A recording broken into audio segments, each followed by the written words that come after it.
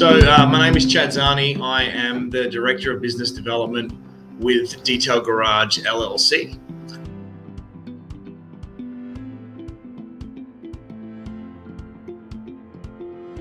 I think every franchisor should understand about working with franchisees is that for a lot of them, this is their biggest risk, and it can be extremely stressful for franchisees.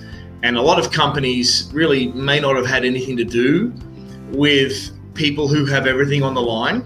And, in my experience, a few of our team members have come from a brand store or a company-owned store, and they often wonder why franchisees get so emotional.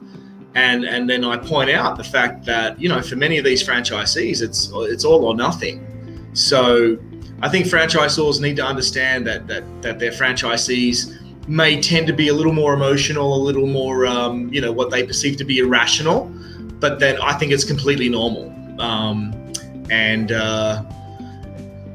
As much as you may want them to, act more corporately, they're not corporate people. They have families and dramas and all the rest of them. So, just know that your franchisees are human and they're going to make mistakes, and be there to help them and correct them and sort of push them in the right direction.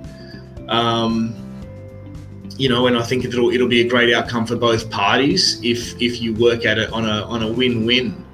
A win-win basis is always going to be the best way to do business, as far as I'm concerned.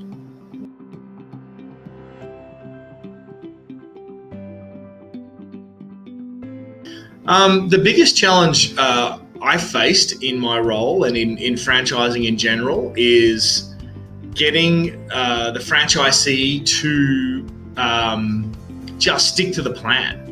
We developed a really robust marketing and success matrix, and people commit to this plan when they buy a franchise. I mean, if you don't believe in the plan, why buy a franchise, right? Doesn't make too much sense. But, people at the beginning, they're excited and they say that they're going to do this, but then the stress and the amount of work they put into getting their business open, some of them kind of like lose that focus. And, I think that's probably been the biggest challenge, just keeping people on track, keeping them believing in what we're doing. And despite the fact that we have, amazing numbers and amazing growth statistics, and on average our stores are growing 18% per year, which most retailers would kill for, we still have people that doubt the system and doubt the process.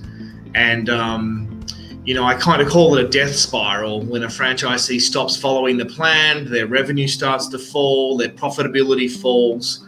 They'll get behind on their invoices and their obligations. And it's really just catching them from going into that death spiral and trying to correct them and get them back on track. And there's actually a very good book I recommend to anybody in franchising called Profitable Partnerships. I think the guy's name is Greg Nathan. Don't quote me on that. I know Nathan's in there somewhere. But excellent book.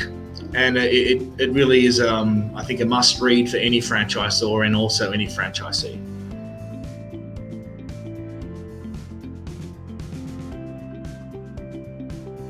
I think every business owner or every franchisor should know what they want, right? Like most franchises happen as a result of the franchisor maybe not having enough capital to expand. And so franchising is that capital engine which creates growth and distribution. But you need to be very clear on what you expect of your franchisees and how much autonomy you want these people to have, or how much you want them to sort of stay in a strict controlled environment. So franchisors, I think it's really our job, and it's inherent on us to have that strong vision. And then, you must have an actual plan, an actual business model that's been tested. So, at Detail Garage, we still operate 15 stores ourselves, where we are able to test and measure and, throw away things that don't work.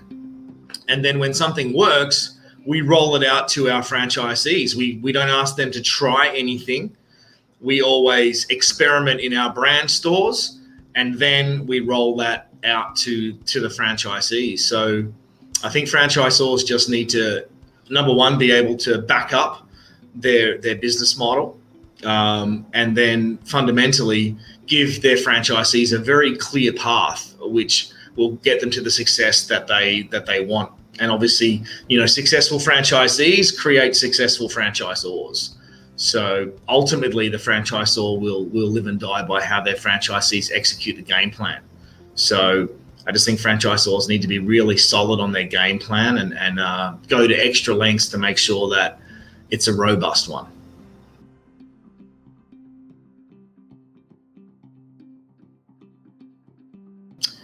I think every franchisee should know where the franchisor is going. First and foremost, like, what's the big vision, not just for 2021, but like, where does the franchisor want to be in 5 years and even 10 years from there, right? Like, I think that's what every franchisee should know. And in my experience, we've been very clear on why we're opening Detail Garage stores, and that our business is an omni-channel business. So we sell to consumers in multiple ways. And I just think, franchisees need to have a really good understanding of where the big picture is, and make sure that they're happy being part of that picture. Because, again, at Detail Garage, like, our numbers across all departments, all areas is very strong. Nothing's going in the wrong direction, yet some franchisees will be like, well, we don't think this is the right way. And it's like, well, if the numbers support where that brand or the franchisor is going, then that needs to be the focus. And I think franchisees should ask every question. We do a discovery day at Detail Garage where people spend a whole day with us, and they can ask us any question. We visit as many stores as we can, and we go check out our operations. So I think franchisees should really try and have that opportunity to really see a company, see a franchise, and almost deep dive into that before they commit. And, I think that will ensure that they don't have any sort of nasty surprises once they're open or committed or operating.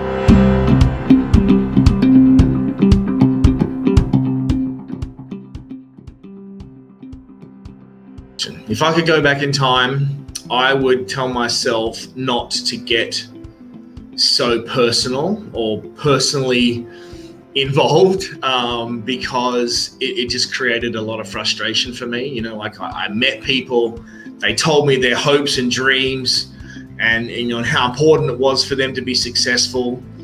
And so when they weren't following the plan, or they weren't working as hard as I felt they should, I would get, sort of upset and probably maybe a little too tough on people. But I guess I was more committed to their success than maybe they were. So today in 2021, I am, less involved in, say, what franchise do moving forward as our company has evolved. There are more people here, and more department heads and more people to help make sure the franchisees get the support they need. But in the early days, there wasn't that. So I was actively involved in finding the franchisee and training them and helping them open their store. So I got, very emotionally vested in these people. And I guess my advice would be to, just try and temper that as I do now, where we have a whole team, and it doesn't, like, their success doesn't live and die on my shoulders. And,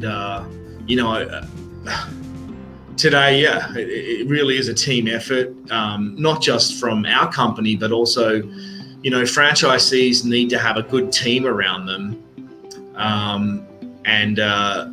I think that's key, because running a retail store, especially when it's 7 days a week, people need to have a good team and a good support structure, or they will run into problems. So, for me, it's just a matter of building a great team around me, not trying to be everything to everyone, and having, having the systems in place where franchisees can get the help they need, and not having my inbox be full of 10,000 items. So, yeah, definitely my advice to myself is, just keep calm and carry on.